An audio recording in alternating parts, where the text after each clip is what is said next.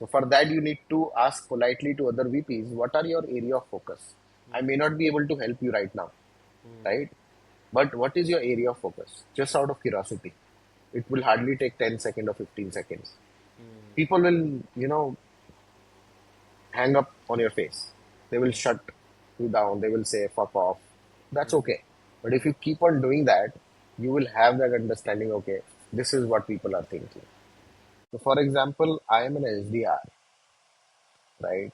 What do you think? How many calls? What should be my target? Usually, our SDR is targeting it's like to book two meetings at least in a week. Commission based openers definitely work, right? No harm in trying commission based openers.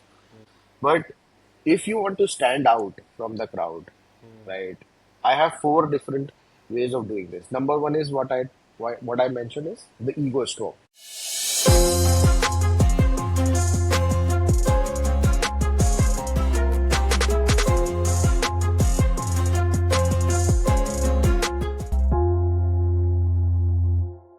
Welcome to another episode. Yes, another sales episode, Another sales episode. sales 101 episode. Uh, last वाला हमारा काफी अच्छा गया था. हाँ. काफी अच्छा अच्छी चीज हमने डिस्कस करी उसमें. यस. काफी कुछ कंटेंट है उसके अंदर. लास्ट टाइम वाले में हमने क्या क्या टॉपिक कवर कवर किए थे. एक तो वो बुक कवर करी थी गंगो, हम्म. वो था. देन सेल्स का पूरा प्रोसेस डिस्कस करा था. हाँ. Lead generation, basic mainly lead generation discuss करा था कि लीड जनरेशन में क्या क्या होता है, क्या क्या प्रोसेस होता है, स्टेप्स क्या होते हैं. तो अब वही है, आज आज हम लोग उसमें थोड़ा सा ना और डिटेल में बात करते हैं, हम्म. क्योंकि उस दिन हम कवर नहीं कर पाए थे सारा कुछ, टाइम कम पड़ गया था मेरे पास थोड़ा सा. हाँ. तो आज एक्चुअली आज का पहला जो टॉपिक दिमाग में अभी आ रहा है, जो लीड जनरेशन में सबसे ज़्यादा मतलब इम्पॉर्टेंट चीज़ है, वो है कोल्ड कॉलिंग, है ना. तो हम्म. कोल्ड कॉलिंग को लेके पहले तो आप बताओ, what's the what do you think कि कोल्ड कॉलिंग आज की डेट में क्या है, मतलब क्या लेवल पे है, करनी चाहिए कि नहीं करनी चाहिए, और पहले से क्या क्या फ़र्क आ चुका है उसमें. यार ऐसा तो मतलब करनी तो चाहिए, मेरे हिसाब से तो करनी चाहिए. लेकिन मार्केट में अभी ये सब भी चल रहा है कि cold calling is dead. Hmm. ठीक है, doesn't work hmm. And it is of no use, mainly because people are not getting success in cold calling. Hmm. A, because the pick rate is so less. So if you're dialing 100 numbers, either four or five are picking up your call, right? Then out of those four or five, you have conversion rate जो है, which is again very less. If you are talking four or five people, how many are listening to you, right? I mean, like 50% are, uh, hanging up the phone on your face, right? Then another 50 you might be having a conversation with them. Depends, they're listening to you, or, you know, you are getting that discovery call out from those two calls. And I think that's the main reason why people think that cold calling is dead, because the conversion rate is so less. So it is like 4% or 3% conversion rate, right? And if you see from end to end, so if you're dialing 100 numbers, one call is getting booked. So in order to book 10 calls, you have to dial 1,000 numbers, right? But I see this is totally irrelevant. So for example, I am an SDR, right? What do you think? How many calls? What should be my target with respect to number of calls that I have to schedule? I mean, like for Monthly target. yeah. Firstly, I will say monthly target. People usually give targets on like daily basis or weekly basis, right? Mm-hmm. Like, and on weekly basis, what usually our SDR is targeting is like to book two meetings at least in a week. Mm-hmm. right? Okay. Because of the dynamic of changing the number of calling that they have to do, Mm-hmm. we have now moved the target from like doing as many call as they want, but they have to book two meeting. Either they can book two meeting within two calls or like thousand call. It's their part to do, right? Okay. Yeah. Hold on So a sec.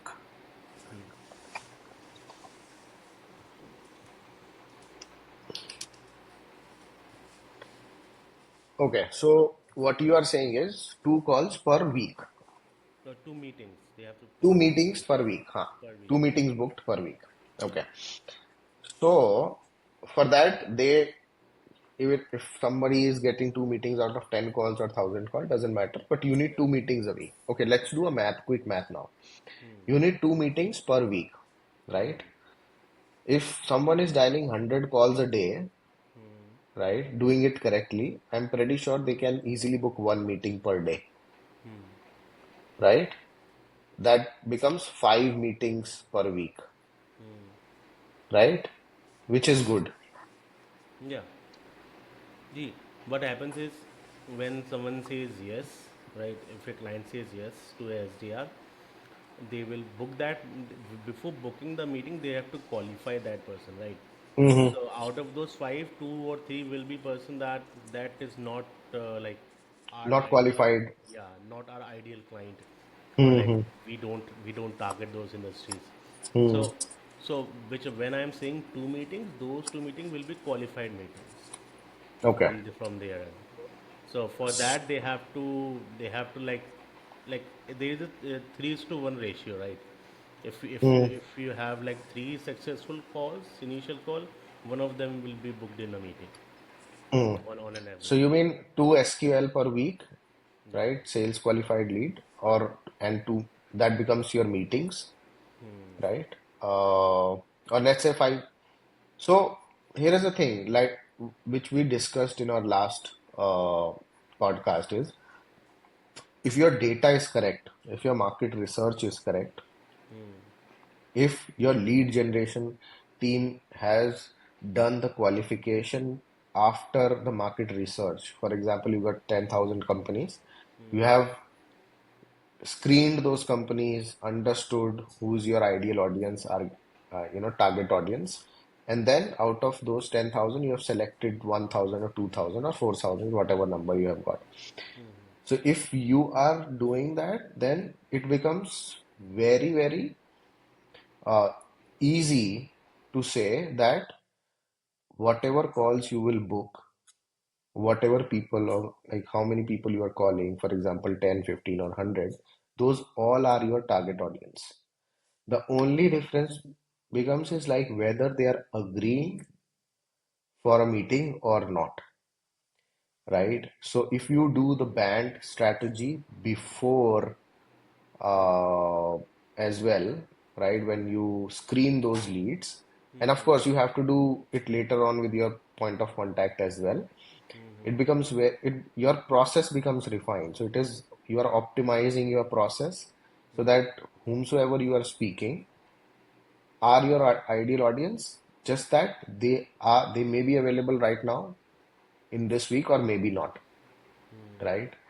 But yeah, this is a good number. So two meetings per week. I think it's a decent Yeah, it is not number. not a burden on an SDR and in any way.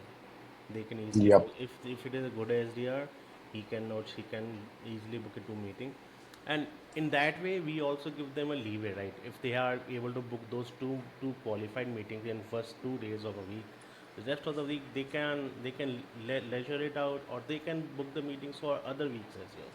So Yes. they can complete their targets beforehand, and they can like enjoy the rest of the time of the month, or like they want to do something else, they want to go on like vacation, they can do that. they Yep. can they can do the targets beforehand and take some time Or off. maybe overachieve the targets, for Yeah, example. yeah, Right. yeah. So you have your target is eight meetings per month. Now, if you let's say you have done 10 per month, you have overachieved it, and Yes. uh, I think it is also important to see that out of those eight meetings, how many meetings are converting into clients or going further in your sales funnel, because it is relatively important that if an SDR, the quality of the lead that they are bringing in.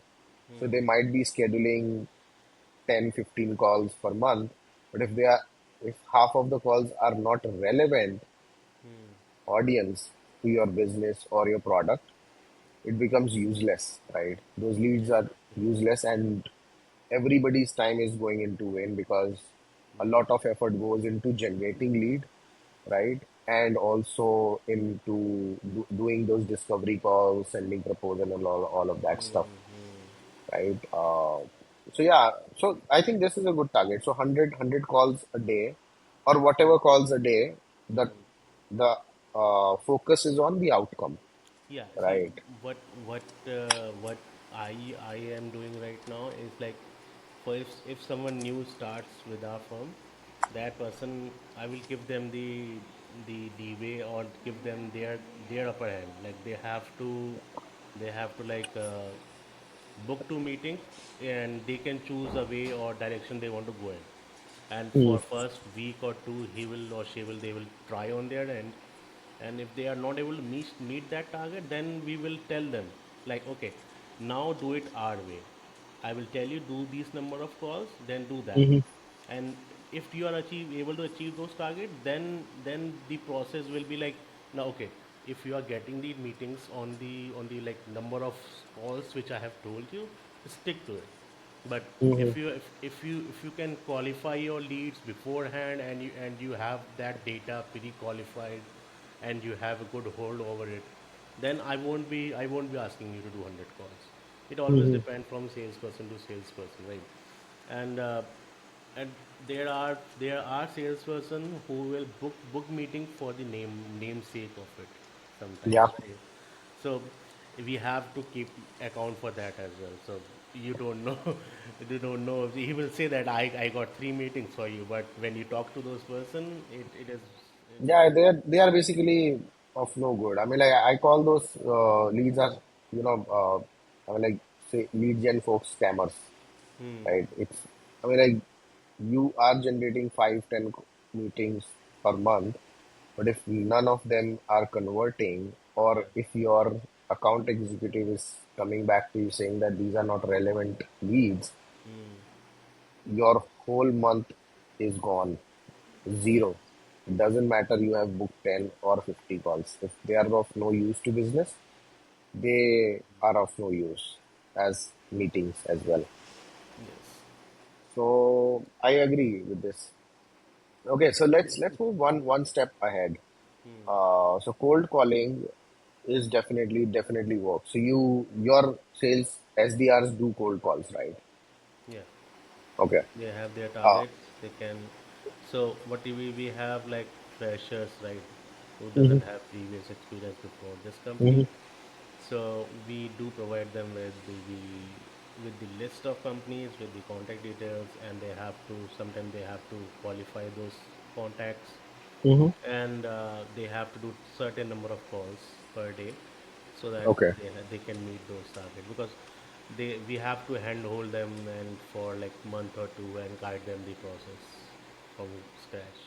And do you guys have a sales process, like, or the scripts that you guys provide, like these are the calling script? No.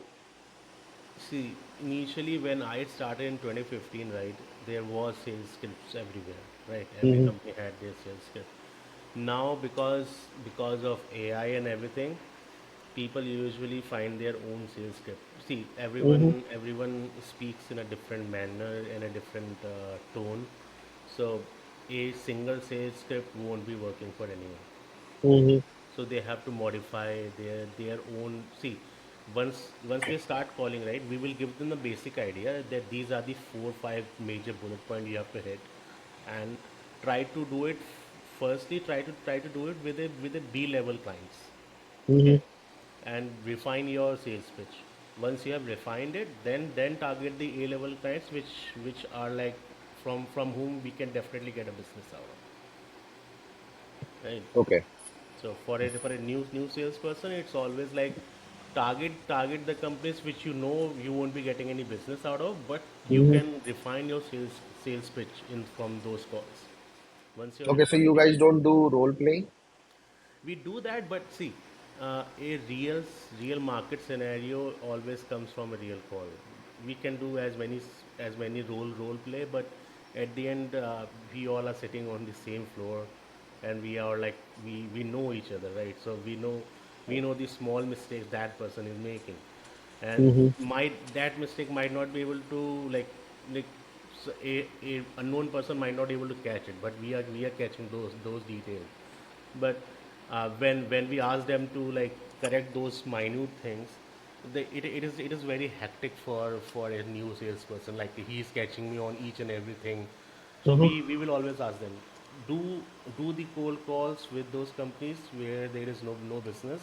There is like 90% of chance that we won't be getting any business out of, and like refine yourself on those companies, like refine your sales pitch. When you're making any mistake, we will ask them to record it somehow, and record those calls, and get those calls, and then we will listen to those calls. And then while listening, the salesperson himself herself will understand that, okay, I made a Hmm. mistake over here, I made a mistake over here, and I can clarify on those points. Yeah. So Okay, fair. that's Fair. the like you can say you can a better example is like doing a driving simulation and driving in real. Hmm. So Yep. it is like that. How many simulation I do, it doesn't help out in the real world Yeah. because they have to like. I agree. Agree. Agree. So, I mean, like, how? Uh, what's the size of your team? How many months they have been into this role, and what sort of output they are generating, so that audience will have an understanding. Because I'm pretty sure that most of the companies, when they hire a fresher or any salesperson, they have this like a training process for 10 days or for 2 weeks or for 3 weeks. Some companies have a week, right? Wherein they give all the details about the script, about the process, because every company has a different process, different audience, different way of qualification, right? Different product, or maybe same product, but the pricing and everything. So those things are distributed, and every manager, SDR manager is different, right? So for something working for me might not be working for somebody else in some other company, right? So when a new person join, so if they are a fresher, they have zero idea about what works in this industry, right? So normally what I have seen that a lot of companies give them the script, the objection and rebuttal sheet, the openers and everything, and then do the role playing for a couple of days to ramp up that SDR, and then they actually go on calls. So they are aware of what the do's and don'ts, right? And then they start doing it. And definitely, then after that, they start learning from there. Okay, what went wrong? Then, if you're recording those calls, listen to those calls, right? Or somebody else is listening, giving you inputs that you could have done this, you could have done this better. So a very brief understanding of what I mean, like how many people you have as a fresher, for how months they have been doing this, and what is the output. Are they achieving that 2 meetings per week goal? Would give the audience a fair understanding that okay, they can try this as well. Because yeah, like you said, uh, I mean, like real world is very different from that role playing world, right? Although the objection, what I have seen, like there are 21 or 22 objections that comes along, right? Come again and again. Yeah, But yeah. they can be in different forms, right? For example, if you, it's in a real world, if you're driving, sometimes a car suddenly comes just, from here and there, or maybe for Activa or something else, right? So it depends how the objections are coming and from whom they are coming. So yeah, give that understanding. Yeah, see, uh, current company, I can tell you the So we have three salesperson. Two Mm-hmm. of them are freshers, right? And both have been working with us for like more than a year now, Okay. and they are able to get the two meetings per week, Mm-hmm. qualified meetings, and the conversion rate of from two meetings to a client is still little low because of the qualification of leads prior to that, right? Hmm. But they are still, they have been doing much better from what they started initially, right? Hmm. And I think the the the the low conversion rate is not because of the sales process, it is because of the current market scenario. So current Okay. market scenario, the clients are qualified, they have the openings, but they are Mm-hmm. not open to spend on a external agencies right now. Yeah, Hmm. because of, you can say, a minute recession going on around, or because of the elections in US, and because of like n number of factors right now currently, because of wars and all that stuff. So Hmm. the conversion rates are little low from expectation, but still the basics are clear and basic meetings are coming in. But Hmm. the but yeah, I think this process is good enough for someone fresher to start in a industry. I it is not for just staffing. You can do it, do the same thing for anything else. And I think what we learned initially, right? Initially when I started in like sales, we had this we used to shadow a person who Hmm. was already working, right? Yep. And shadowing that person helped us learn a lot of stuff, like Yes. like I agree. at a three time or four time of speed. Hmm. So shadowing definitely helps. Yeah, It is. shadowing. Yeah. And I know, yeah, first you come back, I will then tell you. Yeah. Yeah. Yeah, is a good thing, but because of remote work, that doesn't happen now.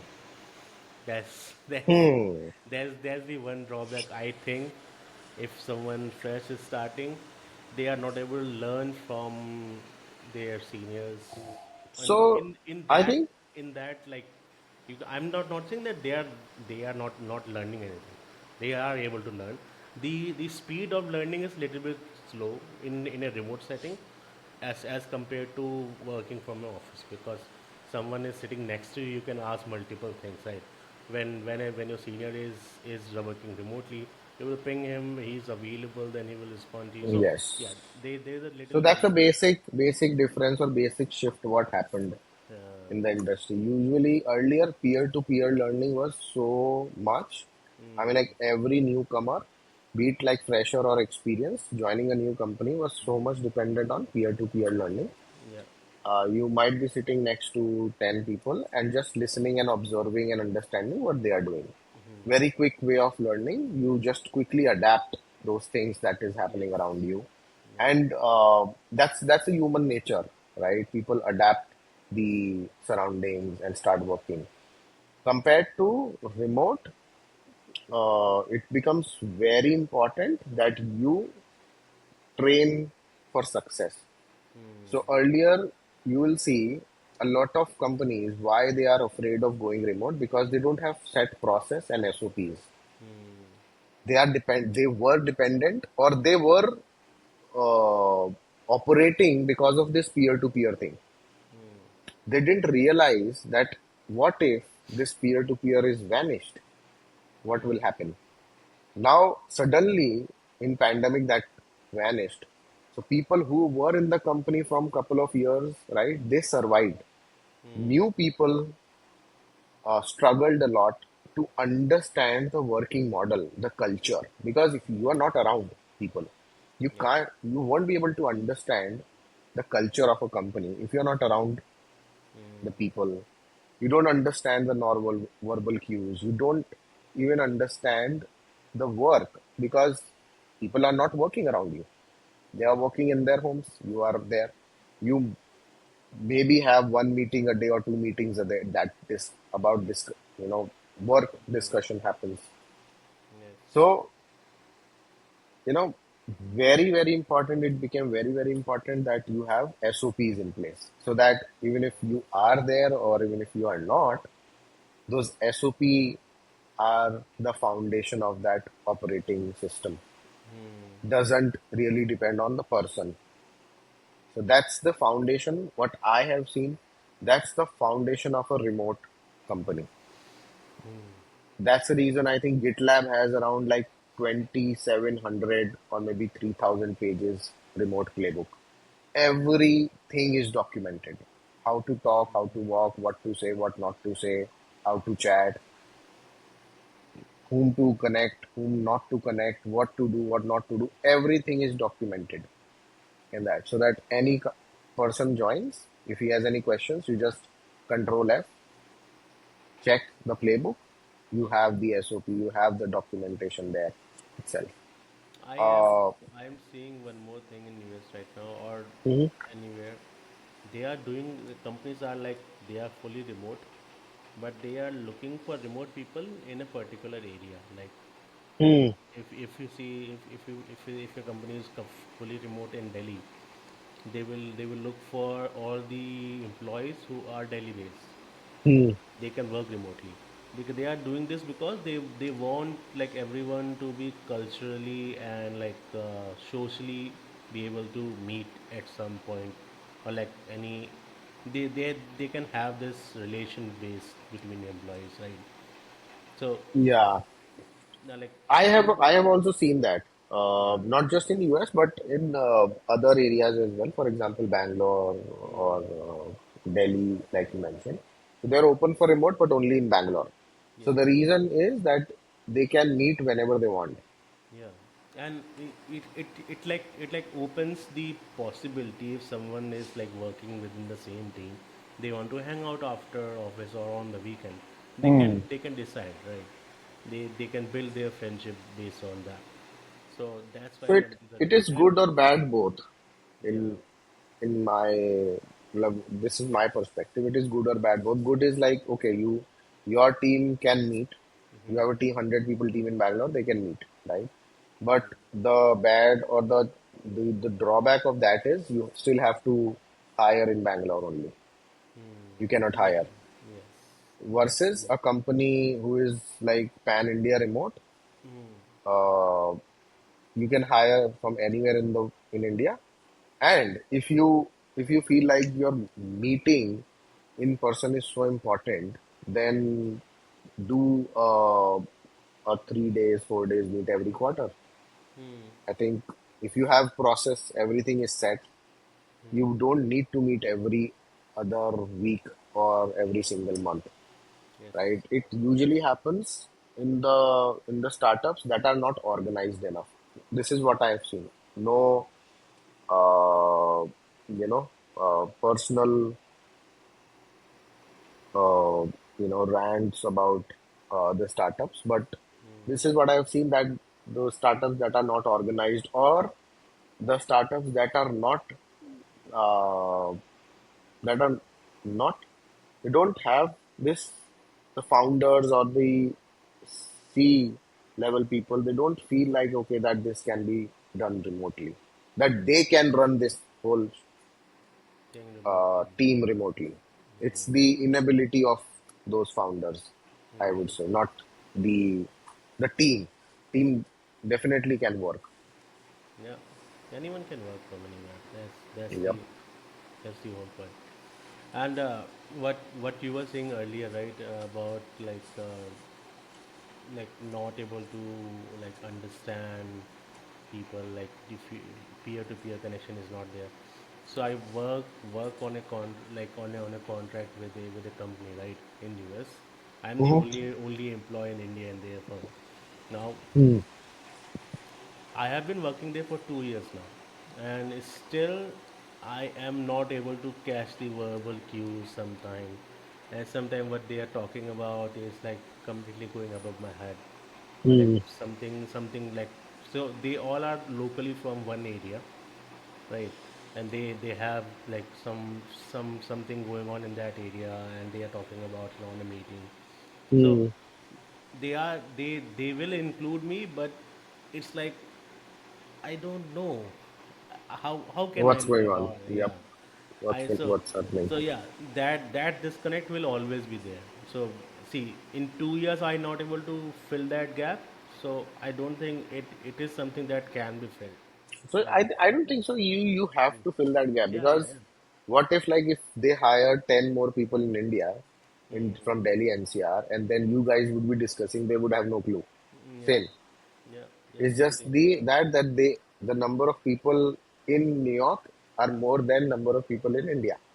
But the good part about this, or the thing that they wanted, the reason they hired you is like if you are associated with them from 2 years, you are doing good, right?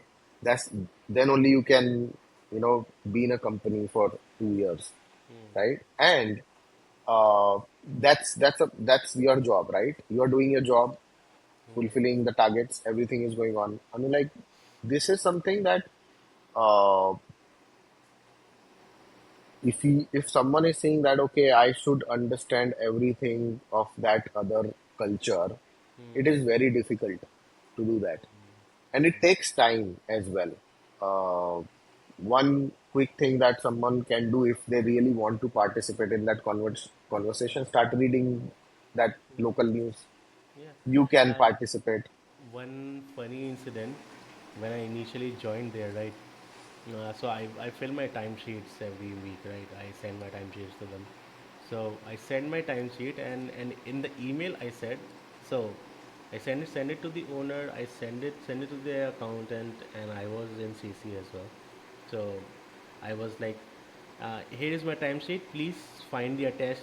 Instead of writing that, I said I just write PFA, which we Mhm. all do in India, right? And from their side, everyone responded, "What is this? What PFA means?" And I told them it means please find a test.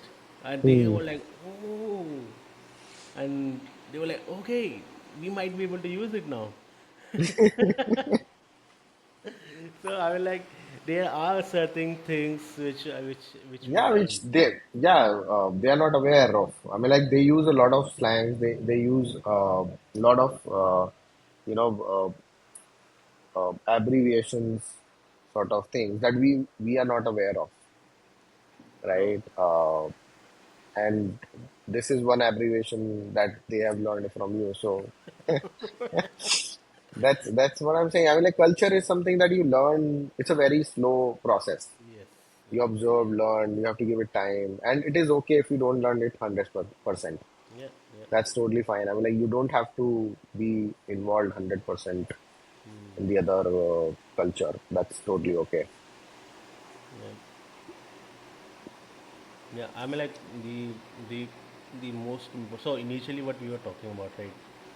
So while doing cold calls, like a salesperson, so there are a couple of things which have changed now, right? Hmm. And as per you, like doing a sales call or a cold call, what are the top three things a person should keep in mind?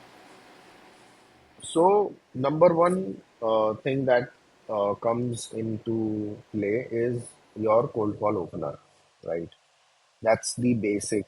When you call someone, you start with, "Hi, I'm this and this. This is the reason I called you. Do you have 30 seconds?" Right? So, I'm a very big fan of permission-based openers, wherein you talk to them, you tell them that, okay, this is the reason I called you. Can I have your 30 seconds or a minute, something like that? Uh, but what happens is like most of the people uh, I mean, like, I would say 90% of the people have started doing that. So I think if you go 4 or 5 years ago, not everybody was using a permission based opener. They were using like, "Hi, this is Shivam, and am I speaking with this person?" Right? He'll say yes, and then they'll start. "Okay, I called you for so and so reason," right? And they start, right? Now. Permission based opener really helps to give you that understanding that whether they are uh, currently in a state of talking to you, right, or giving you that 30 seconds or not. But what happens, right? This has become so common these days. I'm not saying it doesn't work, it works, but you need a little bit of shift, a little bit of, uh, a little change in that can enhance your cold call. So, for example, if uh, I call it like the ego stroke, right? So, when you are calling someone, instead of saying, can I, can we talk for 30 seconds or can I have your 30 seconds? Instead of say, you can say that, okay, hey Vishal, this is Shivam. Are you handling sales at so and so company? Right? So you will get that early yes, that yes, right? And that gives them, okay, so now you have that right POC in front of you. And then you talk further. And okay, now because you're handling sales, I am, I saw that this is your, this could be your problem, or my product is solving this problem. Do you, does this, these problems resonates with you, right? And then you get maybe a yes or a no, or sometimes sentence or something like that. So this is one that a little bit of change can make you stand out in a cold call. So earlier, if you were just saying, "Hi, this is Shivam calling from so and so company. Am I speaking with this guy?" Right? The other person will say yes. Okay, thanks for confirming. I called you for so and so reason. That was the usual pitch, right? And I called you for so and so reason. Can I have your 30 seconds? Or it is like, hi Vishal, I'm from so and so company. Can I have your 30 seconds to tell you why I called you? These were the two initial cold call openers that even I used, and a lot of people they might be using. But a little bit of ego stroke, give them that, okay, they will give you an early yes, and you will figure out, okay, this person is handling, and then the the mindset shift, because that person will attentively listen, because he just got an ego stroke that he's handling something in the company, right? This is one. Second is you, if you are talking to someone and you are unsure of whether this person is a right fit for you or not, but still you want to qualify a bit. So go in a uh, mode where you want to seek help from that particular guy. So for example, I would do that in like this, like, hi Vishal, I was hoping to or let's say this, like, hi Vishal, I was hoping if you could help me with uh, this, or I was hoping if you could help me for a moment, right? The person, normally people don't say no to this question. They will mostly say yes, or they will ask you, what do you need? How can I help you? And then you tell them that, and that I know you are uh, handling sales or marketing or any division in this company. I wanted to check whether this is a problem for you, or how you are solving this problem, right? Uh, so these are the things that have changed recently in last 1.5 year or so, that uh, also helps you get the control of the conversation, and also put your prospect in a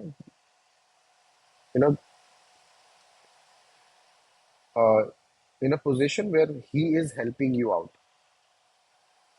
Yeah. So, Yeah, asking for a help from them is like, see, most of the time what happens is we are not aware about if this is the right person, right?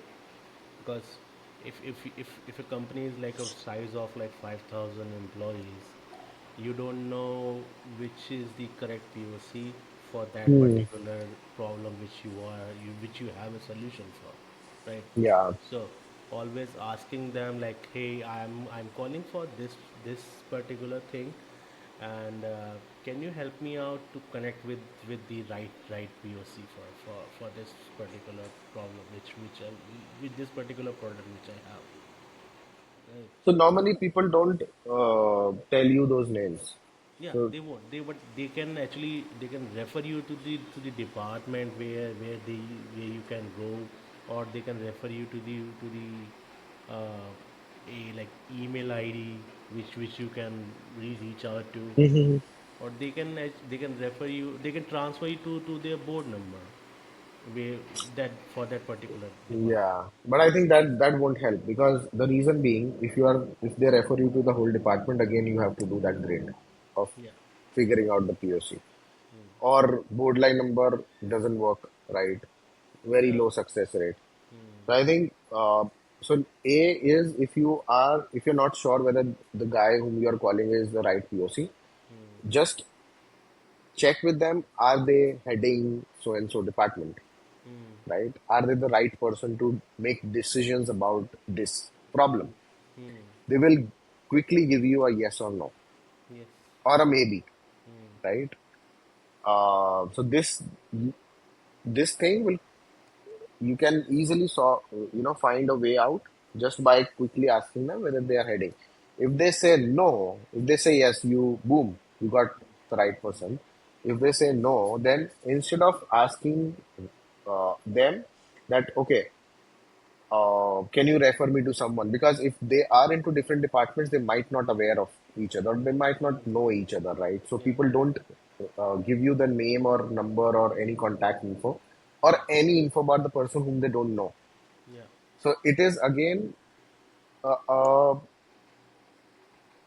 a thing is like okay, if I'm working in 100 people company, I know Vishal, then I will tell okay, yeah, I mean like if the other department I have a friend Vishal. Okay, I want to help Vishal.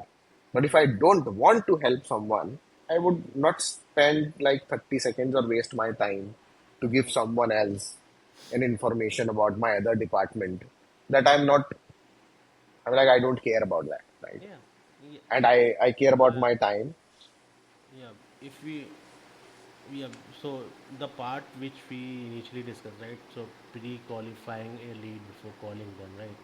If we have pre-qualified, so we will be having someone from the related department at least on the call when Hmm. you call to a person. Hmm. So if you will ask him initially that are you heading this department, they can say no, or they can say yeah. Then you can ask them, right?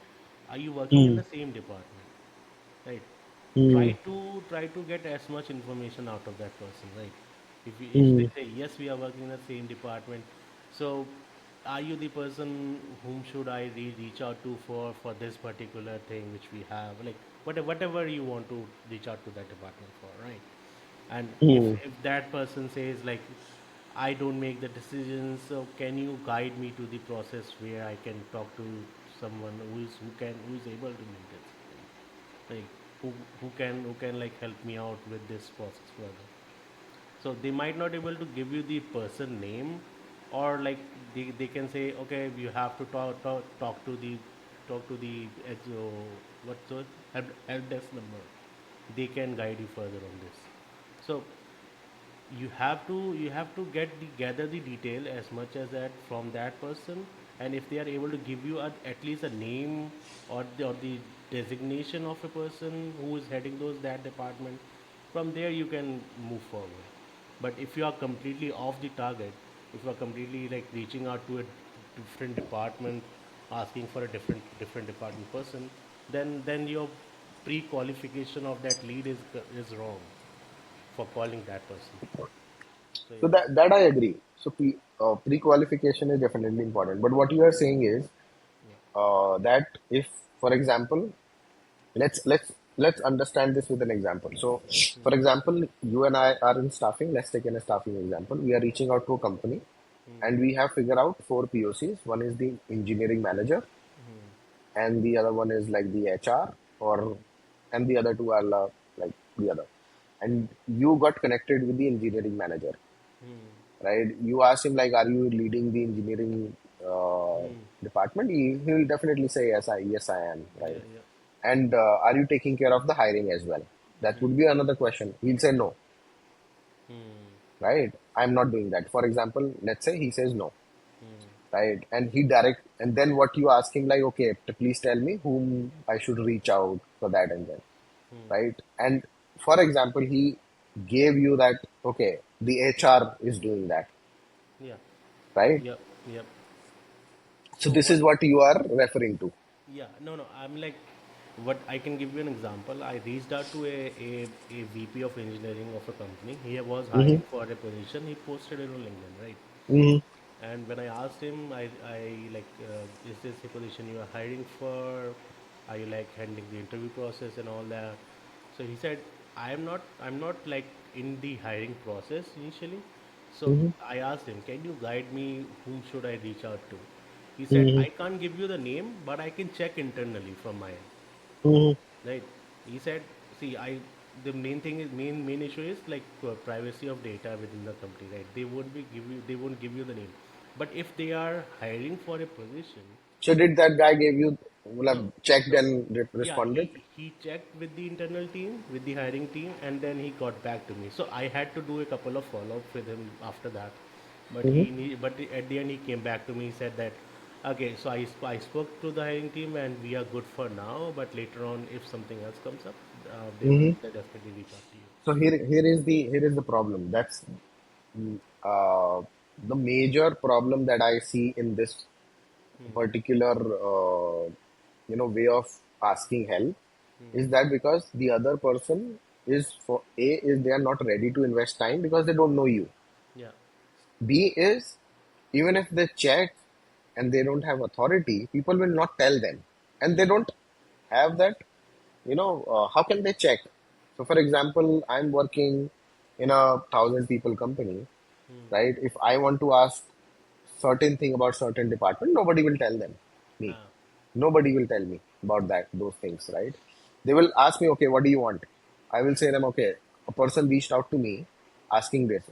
They will say, okay, pass that information. If we need it, we'll reach out. So that what happens.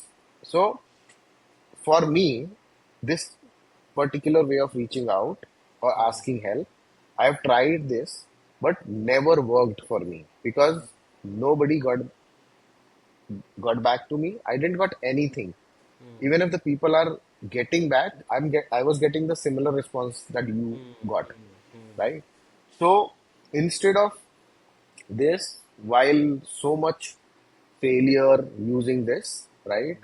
Because I was reaching out to a lot of hiring managers or engineering managers and asking them, because are you heading this and all that. The problem with this they don't want to be accountable. Most of them they don't want to be accountable for how working with a vendor, because working Yeah. with a vendor is very critical.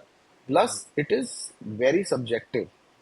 How good is the vendor, whether they will give you a good profile or not, whether they will not waste your time, the fees and everything. So a lot of people don't entertain those vendors. But how I have got a breakthrough in this process? How? Because whenever I used to talk to a hiring manager, I'd never ask for like whether you can help me with a person name who is handling. I usually that I know. If they are not, then HR is the right person, right? So what I used to do is, and I still do, is I ask them what problems you are facing. So for this position, let's say he says to me, let's make it a worst case scenario. I'm calling a VP. He says I'm not hiring for this particular role. I will say, okay, thanks for the information, but people when I spoke to hundreds of VPs, right? And the problem they face when they want to hire someone is A, B, C. Hmm. Does these problems, any of these problems resonates with you? Hmm. Pretty sure the common challenge is if you have an ICP, your VP is your ICP, engineering manager is your ICP, they will have one or two similar challenges facing to maybe today or in past. They will say, yeah, I have faced this. Then I ask them, how, have you overcome it or you are still trying? Hmm.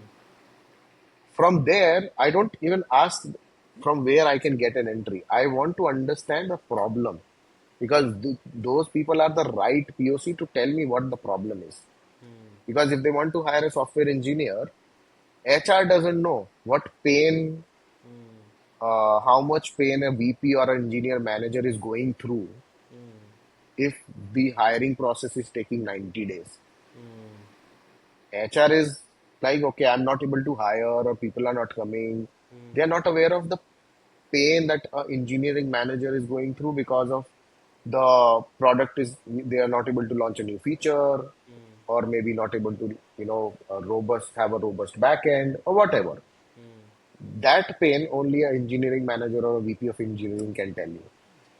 So I shifted from finding the right person to finding the right problem. And then with that, all that insight, I know that now the HR is the right person. I go to HR and I tell them like this is your problem and I spoke to your VP. This is the problem. Here is my solution. Would you be open for a so here is another thing what I did. When I see usually I pitch a 30 minutes call. When I see there is a resistance for a 30 minutes call, I tell them very quickly I tell them okay, let's do a 10 minutes call. If you don't like the call in first 2 minutes, you can leave. Right? So I give them full option to say no. So they openly come on a call and they are aware that I can say no to this person anytime. And I tell them that you can say no on my face. I will not feel bad. Don't think like I'll feel bad. Instead of you go silent, say no on my face so that I know that this is not for you. And I take you out from my list. So I have become very blunt and transparent when I talk to, but the it only helps when you know the problem, the exact problem that they are facing, and Yes. then you can pinpoint and Yeah, I know. do the So stuff. there was a client. I initially reached out to him like 4 months ago, right? Like not now 4 months. Like for from current it will be 8 months ago. So initially I reached out to him 8 months ago. He had an opening for a founding engineer, right? 8 months ago, I spoke to him. He said, "I recently opened the role. I am trying to find people on my own. I will see if I have any challenges in future. I will let you know." Well, okay. Let's keep the conversation open. I asked him when can I follow up with him. He said in like 2 to 3 weeks you can follow up. Well, okay. After 2 to 3 weeks, I reached out to him. He said I had couple of people in final stages. I was like, good, great. Hope you hire someone. And if you have any other issues, let me know. And after that, I left him. I didn't follow up with him like for another month. And then after 2 more months after that, he reopened that position. Then I reached out to him. I said, okay, I saw your post before and we spoke about it. You said you were good, and again you said you were in the final stage. What happened? What's the issue you have facing? So he told me about everything. Like we get the offer. Person was really good when he joined us. This was the problem. That was the problem. There were a couple of things that were not matching. So I thought, okay, can you give like can you come on a call with us and I will give you the solution of all the problems. And initially also I was reaching out to you for the same. And then we spoke about it and everything was sorted out. So you can see uh, if it right way of like getting the which you are saying like getting the problem out of a person and giving them a solution is the right approach, right? Yeah, And finding that problem from a person is always like a it's task. a struggle. Yeah. It's a struggle. You no you have to no you have no to do that. no yeah, no one is open to like giving you their like telling you about their problems. at all. Yeah, yeah, yeah. Of Es- course. Especially someone who is a VP of, of engineering, he will like, fuck Hmm. off. I don't want to talk to you. Yeah. That's the basic response when someone is doing a cold call to that person. So yeah, I mean like building a little trust on your initial call, and someone says no to you, like I don't want your help, get as much detail as you can, and always ask for a next date when you can again talk about it, and get that meeting, like get that call set up beforehand. So in that way Agree. you can always like close that client for this position or the other in future. Like client will like say no to you once, twice, or thrice, but fourth time he will say, okay, give him a chance. Let's try your solution as well. Yep. So, I mean, like follow-ups definitely works. No client is good or bad. I think it is also important how you are calling. So for like if you are not talking to VP of engineering day in day out, you might not be able to call them and get things out from them, right? If you are so enthusiastic, right? Hey, Vishal, I'm from so and so company. I'm talking to you. You have so much enthusiasm and energy, right? You will feel like that you are, in my language, it's like SBI credit card sellers, right? They will call you with so much of energy.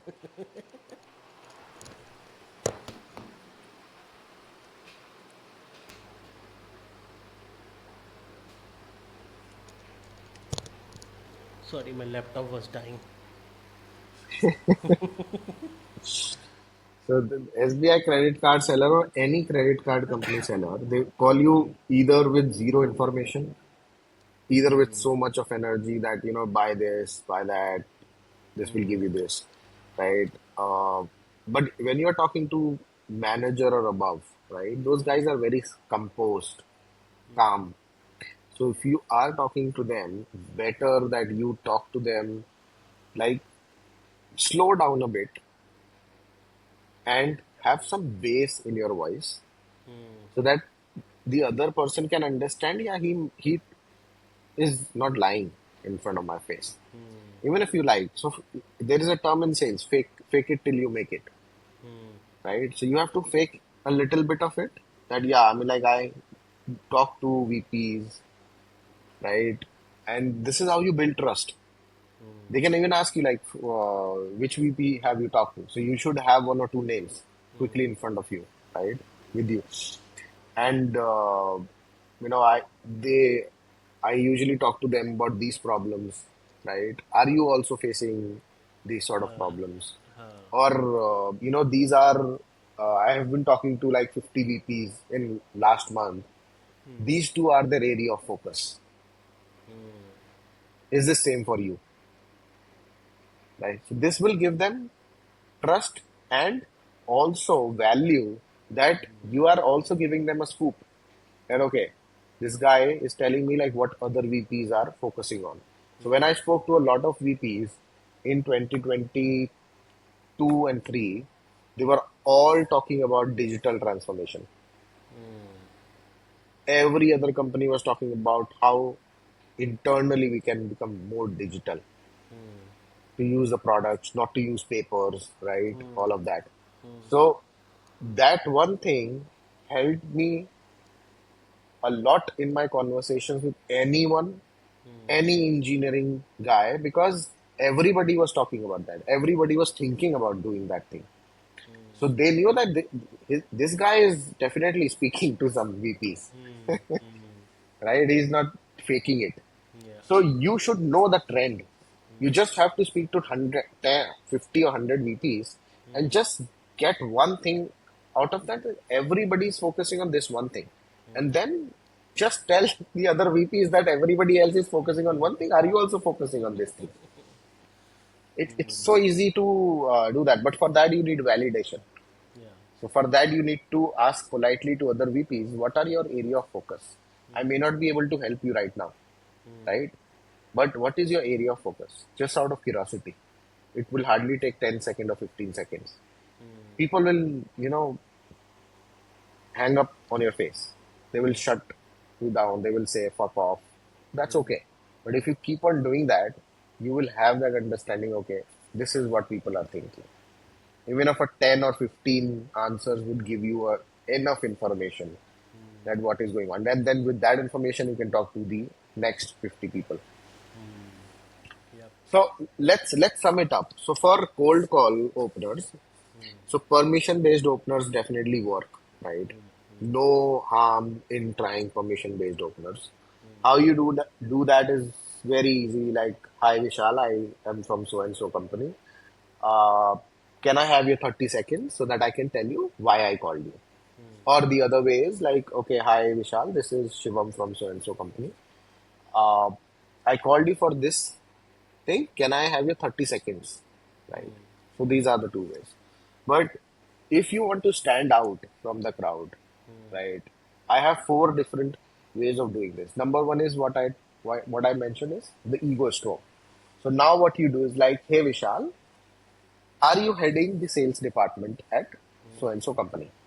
This will give them the ego stroke and they will give you a yes. And then that's how you start the conversation. So you're not asking for time, you're asking for to validate the information. Second thing is you seek help from them, which we discussed. That, for example, I was hoping if you could help me on this, or if you could help me for the moment. Normally, people say yes or maybe. Nobody says a quick no, or if they are about to say no, they will ask you, okay, what do you need? But doing this is very tricky because if you'll read the script that hi Vishal, I was hoping if you can help me with this, it becomes so robotic. You have to make it feel that make himself the other party feel that you are genuinely asking for help and you are hesitating a bit to ask for help. So a small, tiny or a pause before you say that I was hoping to, you know, ask you or if you could possibly help. A little pause will make the other person feel that you are hesitating to ask for help. You are not just here to ask for help, right? So this is a small scoop that I use, and then the third one is like you tie their you tell them like the other people that I'm speaking with are having these challenges. Does any of these challenges resonates with you, right? Or any of these challenges are your area of focus, Yep. right? And the fourth one is again the uh, telling them the what's going on in the market or what other VPs or other managers are doing, and asking them whether this is your area of focus or not. So third one was challenges. Fourth one is like what trend is going on. So for all of these, like for third and fourth, you need enough information. Yeah. You have to be prepared for that. Yep. Right. I think इसको यहीं पे कर दो अभी end. है ना, अभी तो 1 घंटे का हो गया यार. हाँ, कर देता वो हूँ stop. 1 घंटा और पहले भी